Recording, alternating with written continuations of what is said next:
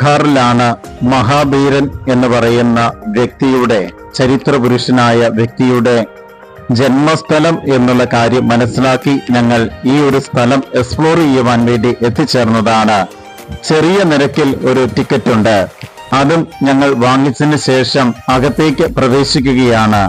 വിശാലമായ സ്ഥലം. അതിന് നടുഭാഗത്തായിട്ടാണ് ജൈനമതവുമായി ബന്ധപ്പെട്ട ഒരു ടെമ്പിളും നിലകൊള്ളുന്നത്.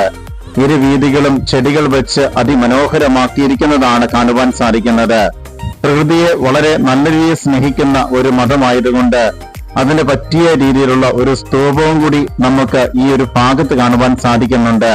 ചരിത്രപരമായ ഈ ഒരു സ്ഥലം എക്സ്പ്ലോർ ചെയ്യുന്നതിന് വേണ്ടി മാത്രം കിലോമീറ്ററോളം ഞങ്ങൾ യാത്ര ചെയ്യേണ്ടി വന്നു എന്നുള്ള കാര്യം കൂടി ഞാൻ ഇതിനോട് ചേർത്ത് ഓർമ്മപ്പെടുത്തുവാൻ ആഗ്രഹിക്കുകയാണ്. മെയിൻ റോഡിൽ നിന്ന് അല്പം ഉള്ളിലേക്ക് കയറിയാണ് ഈ ഒരു ജന്മസ്ഥലം നിലകൊള്ളുന്നത്. ആ ഭാഗത്തു തന്നെയാണ് ഈ ഒരു ക്ഷേത്രവും നിലകൊള്ളുന്നത്. ധാരാളം പടവുകൾ കയറി വേണം മുകളിലേക്ക് എത്തിച്ചേരുവാൻ.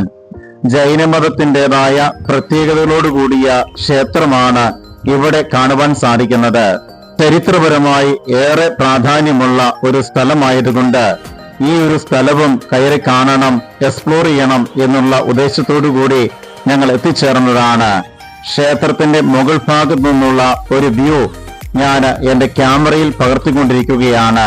ചുറ്റുപാടുമുള്ള ഏരിയ എപ്രകാരമാണ് നിലകൊള്ളുന്നത്, അതിനോട് അടുത്ത ബഹുനില കെട്ടിടങ്ങളും ഒക്കെ ഇതിനോട് അനുബന്ധിച്ച് കാണുവാൻ സാധിക്കുന്നുണ്ട്.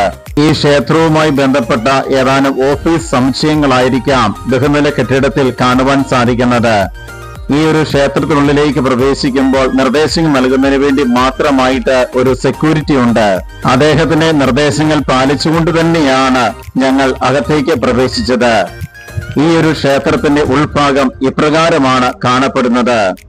മുകളിലത്തെ ഭാഗമൊക്കെ അതിമനോഹരമായ ചിത്രപ്പണികൾ കൊണ്ട് അതിമനോഹരമാക്കിയിരിക്കുന്നതാണ് എനിക്ക് കാണുവാൻ സാധിക്കുന്നത്. ചുറ്റുപാടും ഒരു വീക്ഷണം നടത്തുകയാണെങ്കിൽ ക്ഷേത്രത്തിന് ഉൾഭാഗം ഇപ്രകാരമാണ് കാണപ്പെടുന്നത്. പൂർണ്ണമായും മാർബിളിലാണ് തീർത്തിരിക്കുന്നത്.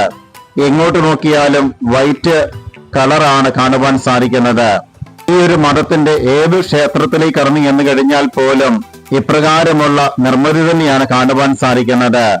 എങ്കിലും മുകൾ ഭാഗം അതിമനോഹരമായ ചിത്രപ്പണികൾ കൊണ്ടും അർത്ഥവത്തായ ആശയങ്ങൾ കൊണ്ടും തീർക്കുക ഇവരുടെ ക്ഷേത്രത്തിന്റെ വലിയ പ്രത്യേകതയാണ്.